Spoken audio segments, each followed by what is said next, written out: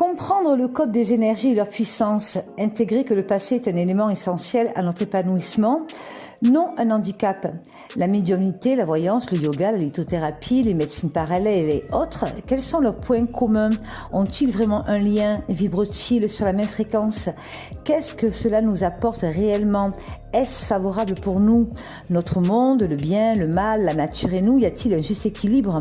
La spiritualité est-elle compatible avec le bien matériel, les plaisirs charnels? Quels rituels peuvent être nécessaires pour notre mieux-être? Alors je vous souhaite la bienvenue sur votre page YouTube L'Empire des Sens et nous allons aborder jusqu'à présent, dès maintenant, le sujet de un est un tout et tout est un et ça en dit tellement.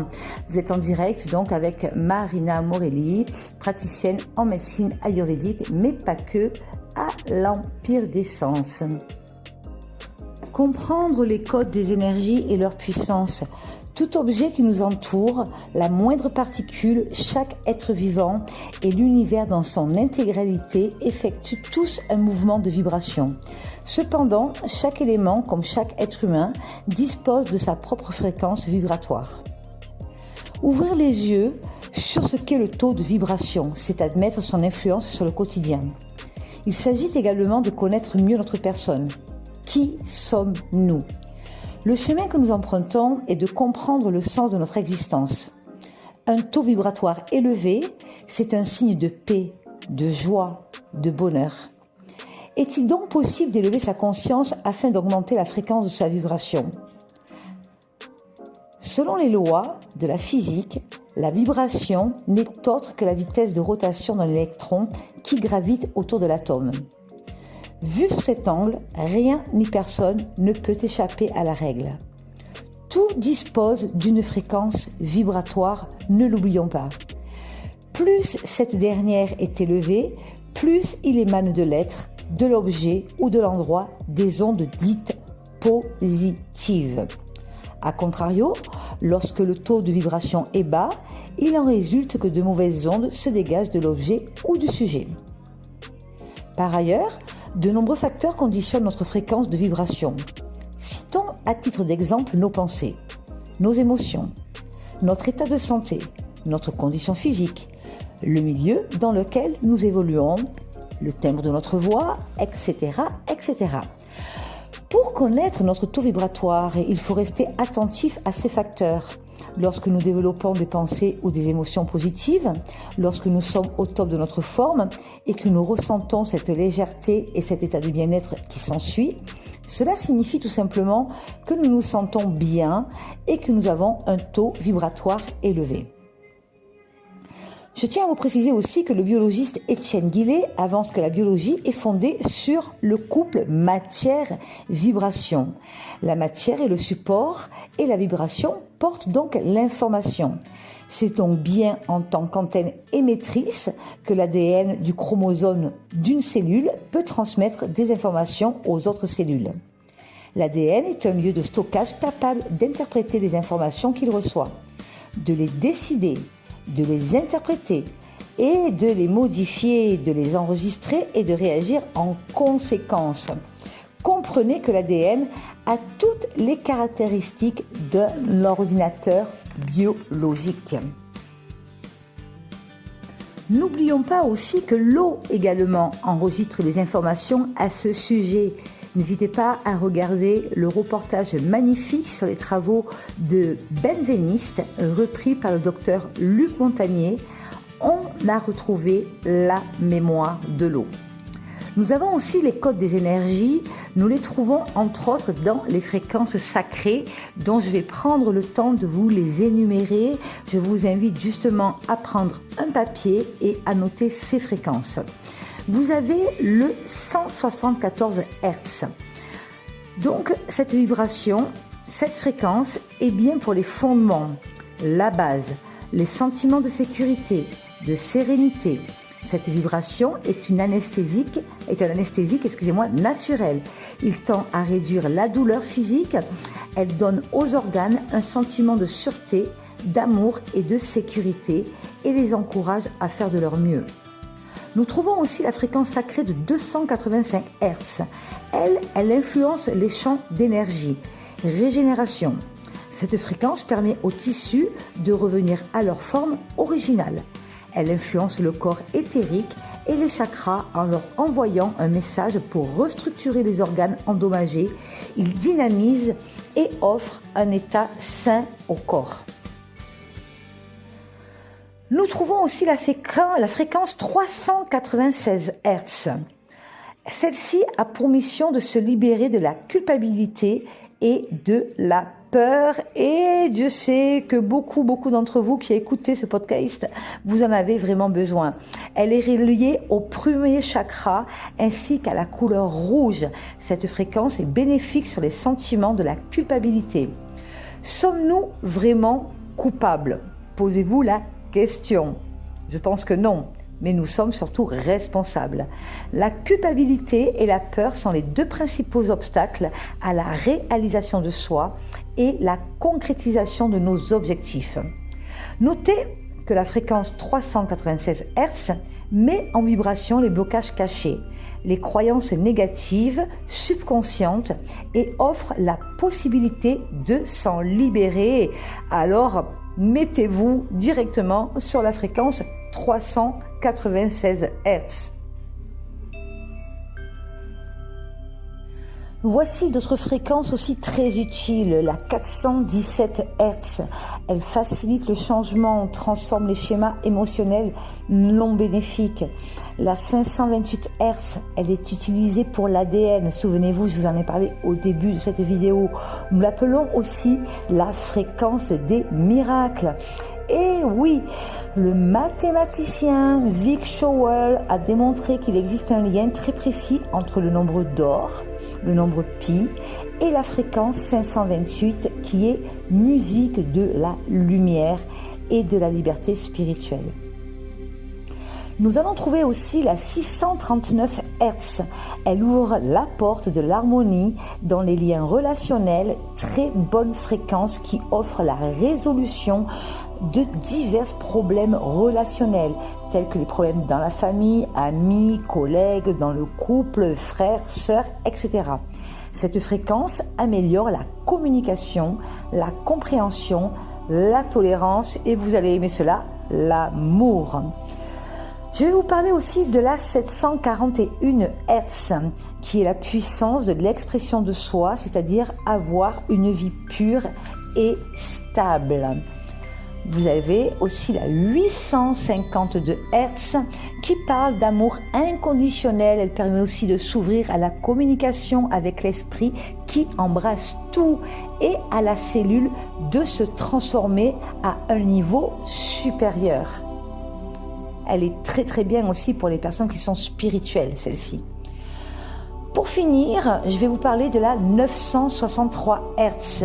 Elle est reliée à la lumière. C'est un retour à l'unité, la connexion avec l'énergie universelle et les énergies du monde spirituel. Alors vous comprenez justement qu'avec cette fréquence de 963 Hz, vous allez ressentir en fait le thème de cette reprise de conférence du 19 mai en Avignon, c'est-à-dire que tout est un 1 et 1 est un tout. En effet, ne vous êtes-vous jamais senti mal à l'aise par le simple fait de vous trouver dans un endroit en particulier ou avec une personne? Eh bien, cela s'explique par une basse fréquence de vibration du lieu ou bien de la personne. N'avez-vous jamais ressenti cette joie qui précède un rendez-vous avec une personne spéciale? On n'est plus fatigué, on trouve que la distance n'est pas si lointaine que ça et j'ai envie de vous dire, on est capable de déployer nos ailes. Cela vient du fait que l'idée de rencontrer cette personne augmente notre taux de vibration. Les vibrations de l'homme lui procurent son énergie. Les énergies s'attirent et l'on sollicite alors la loi de l'attraction. Une personne qui a un taux de vibration bas attire les ennuis, les impayés, les dettes, le manque du travail, problèmes de santé. Elle est poursuivie par la malchance, les mauvaises fréquentations et elle ignore le sens de son existence en général. En revanche, ceux qui disposent d'un taux vibratoire élevé attireront vers eux les éléments favorables à leur bonheur. En effet, l'homme et tout ce qui l'entoure sont soumis à la loi d'attraction. Ne nous arrive-t-il pas de dire souvent que ce qui se ressemble s'assemble ? Les personnes qui ont une fréquence vibratoire élevée déploient cette énergie positive et attirent celles qui sont dans les mêmes conditions. Il en est également de même pour les émotions, les événements, la réussite, l'épanouissement, le bonheur, la prospérité, etc. Bref, tout ce qui régit notre existence. Donc justement, ne soyez pas jaloux ou envieux des gens, ne soyez pas médisants des gens qui réussissent ou qui sont heureux. Au contraire, rapprochez-vous d'eux, fréquentez-les et surtout, faites en sorte qu'ils soient inspirants pour une belle réussite de vie. Concluons donc qu'à travers cette loi se dévoile toute l'importance de la fréquence vibratoire. Comprendre ce mécanisme revient à élever sa conscience et commencer à prendre le contrôle sur les événements et sur notre vie. Nous sommes également façonnés par de nombreux autres facteurs externes. Certains événements nous impactent plus que d'autres. Nous avons tous vécu quotidiennement des situations plus ou moins néfastes, des événements qui font tout écrouler, même des événements violents qui nous traumatisent, n'est-ce pas ? Et nous y arrivons. C'est pour cela qu'il faut intégrer que le passé est un élément essentiel à notre épanouissement. Et oui, ce n'est pas un handicap, bien au contraire. Accepter le passé est essentiel pour nous sentir bien dans notre peau. Nous vous donnons justement quelques clés aujourd'hui pour vous aider à y parvenir. Curieusement, les expériences négatives du passé semblent avoir beaucoup plus de profondeur que les expériences positives. Les émotions jouent un rôle très important dans la manière dont nos souvenirs sont gravés dans la mémoire. C'est pourquoi je vous propose 4 clés pour accepter le passé et transformer les émotions négatives qui envahissent vos souvenirs. Comme je dis très souvent, il est bien plus facile de proliférer des choses négatives sur des gens, des situations, de partager le mauvais plutôt que de partager le bon. Posez-vous justement aussi la question, pourquoi faites-vous partie de ce genre justement d'automatisme en fait, hein ? Nous devons garder à l'esprit que l'histoire de notre vie a beaucoup à voir avec qui nous sommes maintenant. Nos expériences ont en quelque sorte construit qui nous sommes aujourd'hui.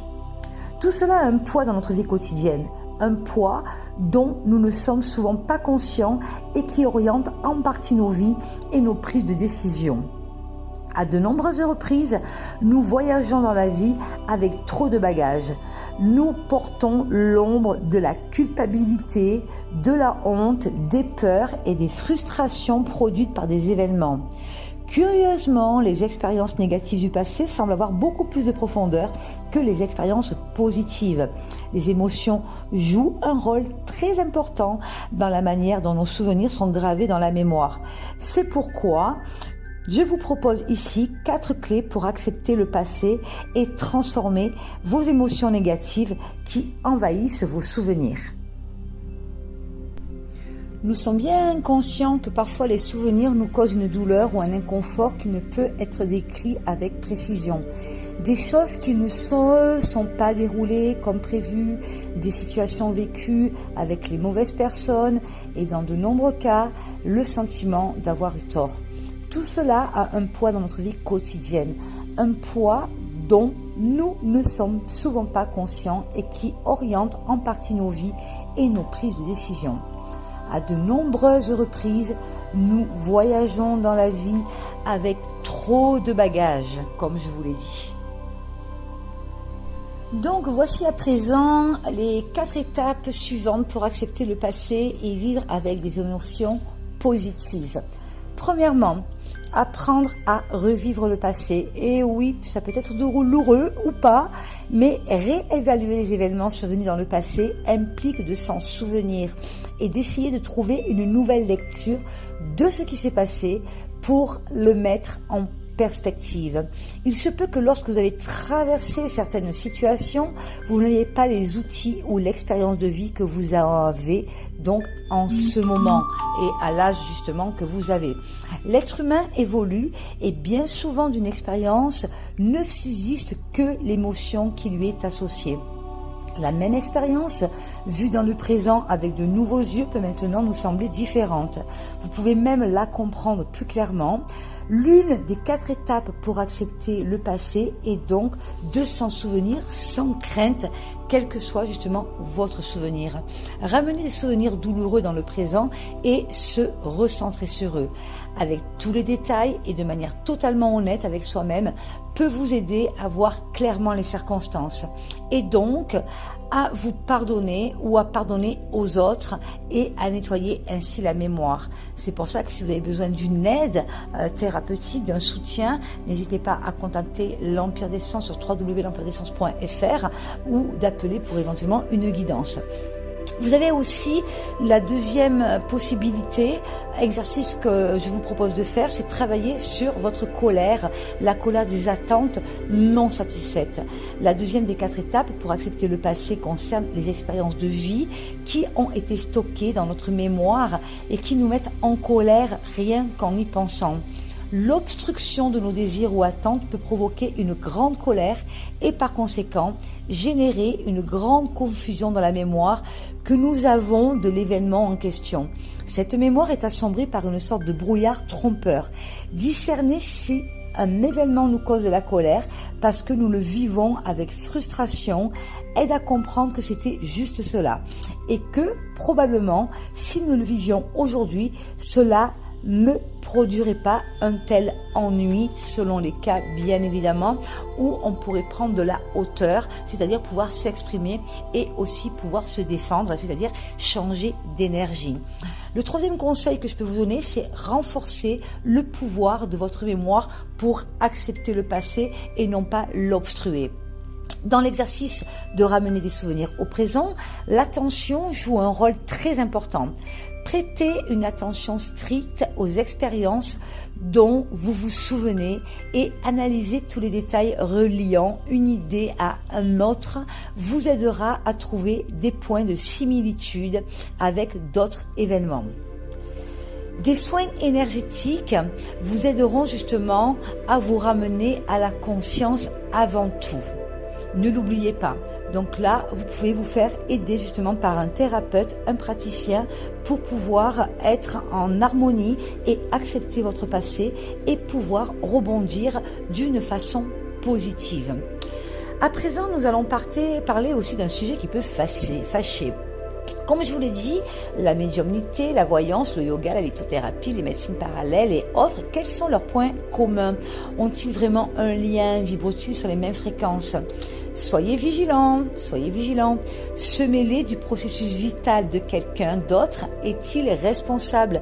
Est-il normal de vouloir jouer pour certains aux dieux? Qu'est-ce que cela vous apporte? Est-ce favorable pour vous? En développement personnel et en spiritualité, on rencontre souvent les termes d'énergie, de vibration, ainsi que des expressions telles que taux vibratoire, fluide énergétique ou encore alignement énergétique. Certaines philosophies ou pratiques appellent à augmenter son taux vibratoire ou encore à harmoniser les énergies. À quoi cette énergie, ces ondes et ces vibrations correspondent-elles? En réalité, l'utilisation de ces termes repose sur l'idée que tout dans l'univers est énergie. C'est pour ça que tout est un et un est un tout. Autrement dit, l'énergie est la source et la substance du monde. Un postulat qui n'est pas démenti par la science. À titre d'exemple, la théorie des cordes considère que les éléments de base de la matière sont des cordes qui peuvent s'étirer, se tordre, vibrer, ceci dans une cohérence d'ensemble de l'univers. De même que les théories quantiques reposent sur le postulat que la matière est énergie. Au-delà de ces considérations scientifiques, l'univers peut être vu comme un moteur qui tourne, émettant des vibrations. En effet, le monde se manifeste sous la forme d'espace, de matière, de temps et donc de cycles et d'oscillations entre vous et vous-même, vos propres vibrations, la nature, le lieu dans lequel vous êtes et aussi les autres. Pythagore pensait que l'âme était sensible aux harmonies, les nombres entiers déterminant les rapports entre les notes de musique. C'est pour cela que je vous ai donné en amont diverses fréquences de Hertz qui peuvent vous aider à vous auto-guérir, parce que le son est aussi important. C'est ainsi qu'il a été fixé notre gamme en divisant une corde vibrante entre 2, 3, 4, puis 5. Une âme bien faite devait être ordonnée comme des planètes dans le ciel. Théorie de l'harmonie des sphères. Et pour cela, il serait nécessaire d'écouter des mélodies correspondant aux différents modes célestes, c'est-à-dire aux planètes du système solaire. Autrement dit, chanter permet d'aligner ces énergies. Ainsi, tout ne serait qu'énergie et par conséquent, vibration interconnectées dans un ensemble équilibré, ce qui n'exclut pas la diversité des vibrations. Un moteur n'est-il pas composé de différents organes qui vibrent à leur propre rythme, qui peuvent parfois s'opposer entre elles, se concurrencer, s'influencer ou entrer en dissonance? Sur le plan large, dire que tout est énergie inclut aussi les objets, les êtres vivants, les groupes humains, mais aussi nos organes, notre psychisme, nos pensées, nos paroles, nos actions et tout ce qui participe de notre rapport au monde. Par exemple, sourire à quelqu'un pourrait créer une onde positive pouvant avoir des répercussions bénéfiques à long terme, telles que dire bonjour, et oui la France, dites bonjour quand vous croisez quelqu'un, dites bonjour quand vous vous asseyez à côté de quelqu'un, ne serait-ce que par un signe de tête, un sourire, dites bonjour lorsque vous accueillez quelqu'un dans un endroit digne d'un commerce ou quand vous rentrez dans un commerce, et la base, elle est par là. Et oui, soyons responsables de nos actes. L'âme, en particulier, serait un carrefour d'énergie, un récepteur et un émetteur de vibrations qui peuvent correspondre à des émotions, des ressentis, des intentions, des croyances, des pensées positives, c'est-à-dire la compassion, l'amour, la gratitude, etc. Des pensées négatives, telles que la peur. La peur, ça fait pas mal d'années que vous fonctionnez sous la peur. Donc, à vous de changer ça en écoutant certaines fréquences. Ces pensées négatives peuvent aussi engendrer la colère, voire la haine, la jalousie, la rancune, l'envie, le pessimisme, et j'en passe et des meilleurs. Ça peut aussi engendrer des inquiétudes latentes ou encore à des éléments inconscients plus ou moins enfouis. La qualité des vibrations émises et reçues par notre système dépendrait de nombreux facteurs internes et externes. Les influences, les rencontres, les expériences, les circonstances, les traumatismes, les maladies, l'histoire personnelle, l'éducation reçue, etc., etc. Un individu soumis à un champ vibratoire positif, par exemple l'écoute d'une musique agréable, le fait de recevoir de l'amour ou de l'attention, a tendance à améliorer ses propres vibrations. Tentons d'aborder justement les vibrations et énergie en spiritualité. Vibration et énergie. Donc, je vais vous donner la définition en spiritualité. En spiritualité, les termes énergie et vibration décrivent la nature et le fonctionnement de la matière, inerte ou vivante.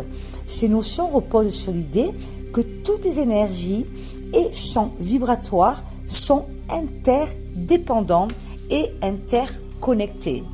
Cependant, il n'existe pas de description scientifique précise de ce mécanisme vibratoire, raison pour laquelle les pratiques fondées sur la maîtrise des énergies mentales, telles que la sophrologie, la méditation, etc., ou des énergies psychocorporelles, c'est-à-dire les soins énergétiques, kinésiologiques, la chiropraxie, la réflexologie, le magnétisme ou les massages, ne sont pas reconnus par la médecine, même si certaines s'approchent de la psychologie par exemple. Quoi qu'il en soit, la plupart des pratiques et soins énergétiques visent à harmoniser les énergies, à lever les blocages ou améliorer son taux vibratoire, lequel peut être défini comme l'intensité, la qualité et la vitesse de circulation des énergies au sein du corps et je rajouterai de l'esprit. Dans cette perspective, on comprend que les phénomènes psychiques puissent affecter le corps et la santé, et vice-versa, donc soyez vraiment prudents. Les pratiques énergétiques visent donc à améliorer la circulation des énergies en reconnectant et harmonisant toutes les dimensions de l'existence humaine. Je nomme le corps, le psychisme, l'âme, la relation aux autres, la relation au monde, etc. dans le but de vivre mieux, d'être plus ouvert et positif, d'éprouver moins de souffrance mentale et moins de douleurs physiques. C'est pour cela que des soins énergétiques, ça veut tout dire et rien dire, puisque tout est un est un tout et tout est énergie. Vous êtes même plein d'énergie. Il peut s'agir aussi par exemple de dénouer des nœuds énergétiques, notamment ceux qui tiennent à des engagements verbaux inachevés, des promesses non tenues ou des malentendus, lesquels peuvent créer des regrets, de la colère, du ressentiment, bref, des pensées négatives qui sont susceptibles de vous emprisonner, de vous faire souffrir et de faire souffrir bien évidemment les autres. Beaucoup d'énergies négatives correspondent à d'anciennes actions dont l'effet perdure, reliant donc les individus par un lieu invisible qui aurait dû être dénoué plus tôt. On appelle ça le karma et je vais vous en parler tout de suite. Certaines spiritualités parlent d'énergie karmique justement et de relations karmiques. Vous l'avez entendu ce mot, hein? Donc des problèmes relationnels issus de mauvais comportements passés entretiendraient le cycle négatif du karma. Il s'agit alors de se libérer de son passé pour transformer son avenir, autrement dit de nettoyer son karma et de le transformer en dharma. Dharma veut dire onde positive. Le but est toujours de retrouver l'équilibre, de trouver la bonne fréquence intérieure. Il faudrait pour cela développer les pensées positives, pratiquer la parole juste, savoir écouter son corps, accorder de l'attention aux autres, savoir accepter les choses et surtout lâcher prise et faire confiance en l'avenir, ce qui veut dire la notion d'espérance. En gros, arrêtez de ruminer votre passé, ça ne sert à rien car vous ne pouvez pas le changer. Il faut savoir aussi aimer et pardonner, développer patience et tranquillité d'esprit, éviter de formuler des jugements sur les autres, etc. Car les jugements, justement, sont un sujet de tourment. Au final, changer son état d'esprit permet de changer la réalité, votre réalité, car toute matière pensée devient matérielle. Ça vous permet aussi de changer et de voir les choses autrement et même de changer le monde, votre monde. Ainsi, la gestion des énergies détermine rien moins que votre chemin de vie. J'espère que vous suivez bien et que vous comprenez justement l'importance de la vibration en fait et comme quoi tout est un est un tout, rien n'est forcément la faute des autres, tout dépend de ce que nous en faisons. Maintenant, je vais vous parler des différents niveaux vibratoires. Vous pouvez noter, vous pouvez réécouter, regarder en replay autant de fois que vous voulez et vous verrez que ça va vraiment améliorer votre vie, vous allez pouvoir vous élever, évoluer et comme je dis tout le temps, c'est qu'une question de choix, à vous de voir quelle est la fréquence de votre vie. La plupart des traditions spirituelles invitent à prendre conscience de la présence d'une énergie fondamentale, l'énergie cosmique globale ayant le pouvoir de tout rassembler, de tout harmoniser. Cette énergie, c'est l'amour. Non pas dans le sens d'un sentiment, mais bien d'une loi universelle. C'est le constat que tout est lié malgré l'impression due à notre ego, que les êtres et les choses évoluent de façon séparée. Augmenter donc son taux vibratoire consiste à épouser cette énergie d'amour, à s'abandonner à elle pour entrer dans un espace de paix et de bonheur stable. Utiliser cette énergie permet d'attirer à soi des phénomènes et des personnes vivant sur une fréquence similaire, permettant progrès, succès, prospérité et bonheur. C'est ce que l'on appelle la loi de l'attraction. Afin que vous puissiez y voir plus clair, imaginons que toute attaque, passée ou présente, sur quelque forme que ce soit des flèches, des flèches que l'on lance justement à toute force et qui viennent éventuellement vous attaquer pour vous achever. Eh bien, afin que ces flèches justement d'attaque de gens, disons-nous, qui sont mal dans leur peau, et bien transformez cette violence d'attaque en flèche d'amour. Vous faites un bouclier de protection justement autour de vous et toutes ces flèches que l'on vous envoie, qu'elles généralement sont négatives, nous sommes bien d'accord, eh bien vous visualisez la chose et avant qu'elles viennent vous toucher votre corps, votre âme, votre esprit ou votre présent, vous les imaginez en flèches qui se transforment en flèches pleines de cœur et de lumière et vous allez être dans la loi de l'attraction. Ne dit-on pas que le plus grand des mépris, c'est l'indifférence? Donc que l'on parle en bien ou en mal de vous, le principal, c'est que vous êtes vivant dans cet espace et que vous puissiez attirer l'attention d'une manière ou d'une autre. Si les personnes parlent en bien de vous, elles sont là pour vous tendre la main, vous inspirer, eh bien continuez à les fréquenter. Et si malheureusement, comme j'entends beaucoup avec ma patientèle actuellement et mes consultants, vous êtes attaqués dans votre couple, la famille, le travail, etc., dites-vous que ce n'est pas vous qui avez un problème, mais les autres qui sont en vibration basse et qui ont certainement des sentiments de supériorité, qui se prennent pour des dieux, la jalousie, l'envie, la méchanceté, blablabla, blablabla. Donc, transformez ces flèches en flèches de cœur et d'amour. À l'inverse, les liens invisibles, donc les liens négatifs dont je suis en train de vous parler, tels que les malentendus, la rancune, le jugement, la haine, crée une sorte de cercle vicieux avec le sentiment de stagner dans ses problèmes, d'être emprisonné, de revivre toujours les mêmes événements ou d'attirer les mêmes coïncidences ou synchronicités. Cette fausse réalité, fondée sur des idées fixes et des croyances injustifiées, nous éloigne du bonheur. Il s'agit donc d'abandonner ces croyances, de libérer toutes les énergies coincées en elles et par là même les personnes concernées. Et vous verrez justement ici sur la chaîne YouTube ou sur la chaîne Instagram L'Empire des Sens, je vous ai mis justement une petite vidéo pour vous libérer de ces liens d'énergie.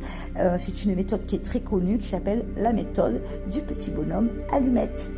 Ainsi, la pratique énergétique aide à rompre les schémas négatifs, par exemple les échecs répétés ou les problèmes relationnels récurrents pouvant être fondés sur un manque de confiance, un sentiment de rejet ou d'injustice commun à toutes vos expériences formant justement un nœud durable.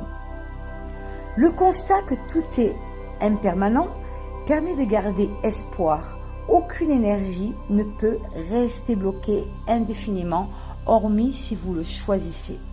C'est là où rentre en compte un bon praticien et un bon thérapeute. Choisissez-le bien, voilà, interrogez l'entourage et voyez si la personne peut vous aider réellement. En conclusion sur les énergies et les vibrations en spiritualité, la philosophie orientale repose sur la connaissance et la maîtrise des énergies, avec pour fondement l'énergie qui anime et relie toutes choses, à savoir, on peut trouver le chi dans le taoïsme, c'est l'essence énergétique de toutes choses et de tout phénomène, mais cette énergie prend des formes multiples. Le symbole taoïste du yin et du yang qu'on est tous, décrit l'opposition et la complémentarité d'une énergie négative et d'une énergie positive. On appelle ça l'équilibre entre le 20-80 et je pourrais vous faire une vidéo justement là-dessus, l'équilibre parfait. Il faut en sorte d'avoir 80% de positive et de bienveillance et accepter nos énergies un peu plus négatives qui sont les 20%. Vous avez aussi le prana dans l'hindouisme, c'est le souffle vital, la substance de toute chose.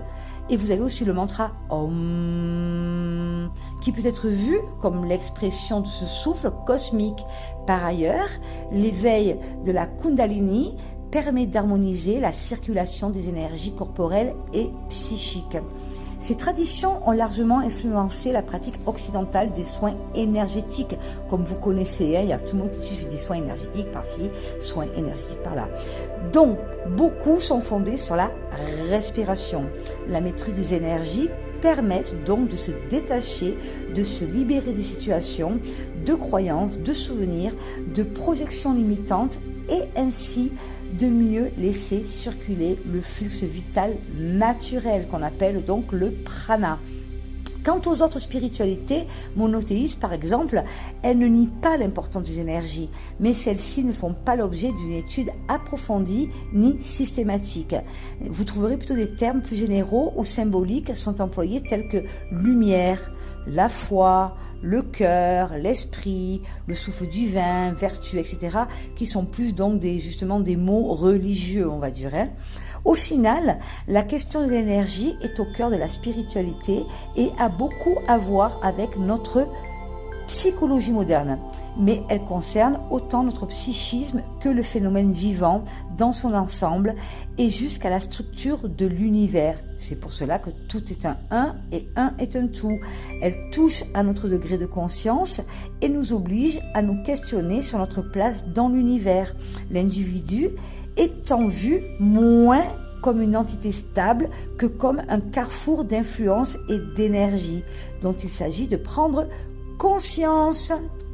Faites une petite pause si vous voulez parce que c'est pas évident à tout capter et à tout comprendre. À présent, parlons des rituels. Quels rituels peuvent être nécessaires pour notre mieux-être? Il faut savoir que les rituels sont un accompagnement, une aide et peuvent être magiques. Si vous êtes en conscience, bien sûr, de vous mettre en action, ne pas vouloir à tout prix se débarrasser de son passé est très important, mais vouloir évoluer, baisser les barrières, changer vos pensées toxiques et accepter aussi la joie, le bonheur, de la communication et surtout l'investissement. Ça, c'est une base essentielle. Acceptez aussi de changer vos vibrations. La sauge ne résoudra pas vos problèmes. Un énergéticien ne résoudra pas vos problèmes non plus. Il ne vous soigne pas. Il vous aide et vous tend les clés, tout simplement. Et pour finir, parlons d'un sujet qui peut en heurter certains, grincer des dents. Pourquoi pas? Nous allons parler de la voyance. La voyance a souvent mauvaise réputation et pourtant elle permet d'y voir clair dans les moments les plus sombres et de retrouver confiance en l'avenir. Mais attention, pratiquée par de faux voyants qui profiteront de moments de faiblesse, la voyance peut devenir dangereuse pour vous, en tant que consultant. La voyance est-elle dangereuse, oui ou non? La voyance est-elle dangereuse? Comment faut-il pratiquer cela et pourquoi en faire la demande? Méfiez-vous de ceux qui jouent avec vos émotions. Les raisons qui poussent quelqu'un à demander une consultation de voyance sont diverses et variées. Je précise que moi-même aussi j'en fais. Je suis praticienne en médecine ayurvédique, donc vous voyez ma carte défiler régulièrement sur cette vidéo et je fais aussi de la voyance, mais rien ne m'empêche de vous mettre en garde justement. Voilà. Choisissez bien les personnes, voilà. Ayez confiance surtout, Donc, nous trouvons très souvent, nous nous tournons vers un médium quand on a des problèmes, quand nous sommes plongés dans une situation de détresse plus ou moins grande, ça rassure, éventuellement pour une rupture amoureuse, la perte d'un emploi, un deuil, on veut impérativement communiquer avec le défunt, pourquoi d'ailleurs? Nous nous retrouvons dévastés et les questions se bousculent dans notre tête. Vous avez besoin d'aide et de ce fait, vous êtes prêt à croire à n'importe quoi et surtout n'importe qui. De nos jours, surtout depuis la crise sanitaire, les voyants se sont proliférés, les thérapeutes sont autoproclamés, soyez vigilants. Ou les personnes qui se disent voyantes se font de plus en plus nombreux tel que vous l'avez constaté. Mais pour exercer cette activité à juste titre, mieux vaut être sûr d'avoir un don de voyance et de l'avoir bien développé si vous-même vous êtes praticien. Attention au retour du bâton et au karma, n'arnaquez pas les gens. Et si vous êtes consultant, eh bien renseignez-vous en fait sur la véracité des dires de la personne que vous allez consulter, car oui c'est magique, oui il y a des gens bien, mais toujours pareil, il faut bien sélectionner. C'est en ce sens-là que la voyance est dangereuse. Le médium ou le voyant peut se rendre compte du pouvoir que la voyance a sur vous, de l'influence que peut avoir une discussion et en faire un usage détourné, ce qu'on appellera vulgairement le business. Vous pensez qu'il vous réconforte et vous conseille alors qu'il est peut-être en train de simplement vous dire ce que vous voulez entendre ou vous pousser à revenir le voir. Et oui, réfléchissez.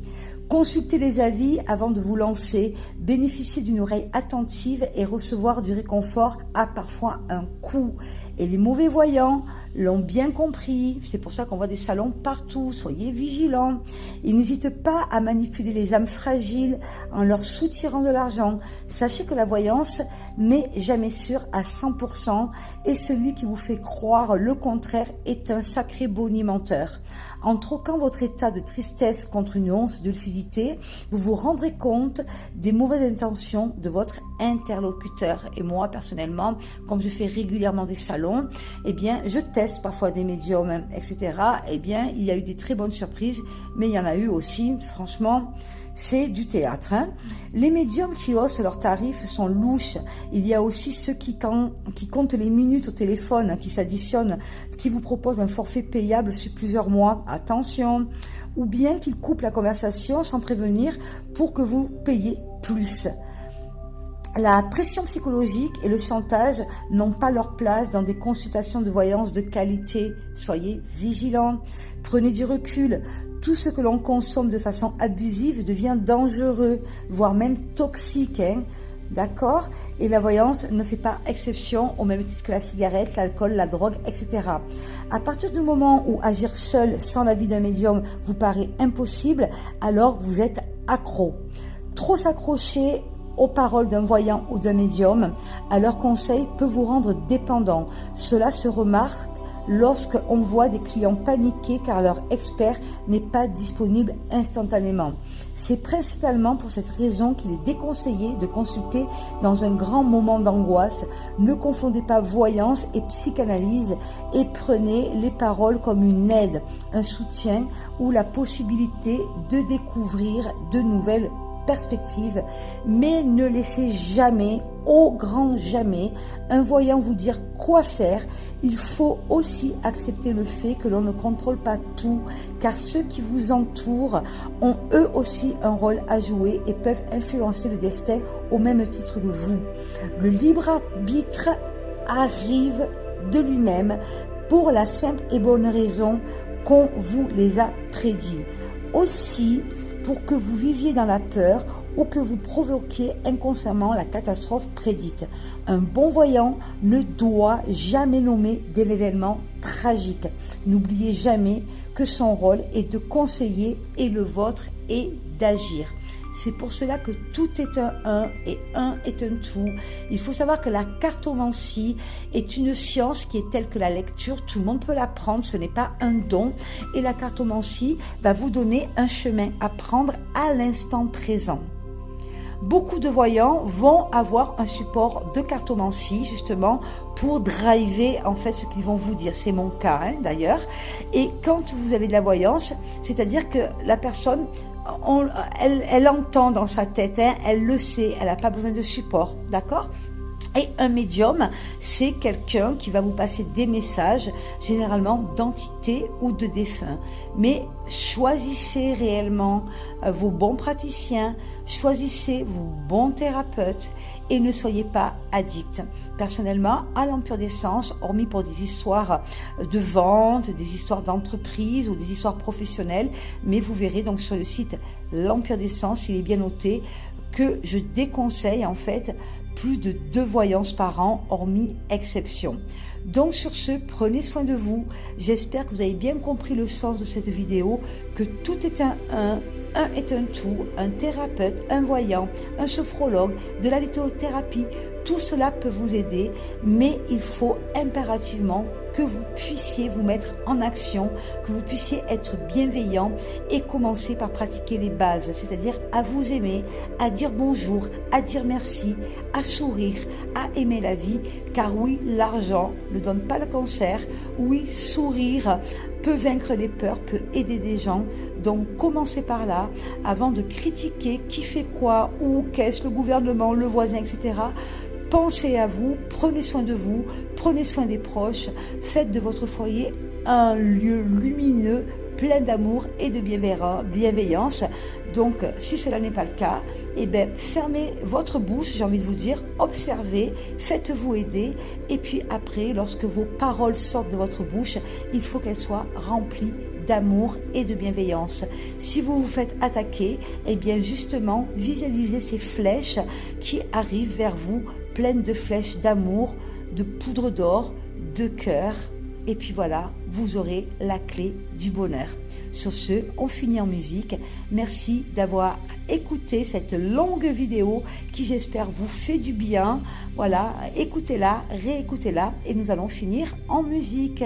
À très bientôt, prenez soin de vous et vous pouvez me retrouver sur la page Instagram L'Empire des Sens France et bien évidemment ici sur la chaîne YouTube. N'oubliez pas de liker, de vous abonner et de noter en commentaire ce que vous avez pensé de cette vidéo. À très très vite et prenez soin de vous.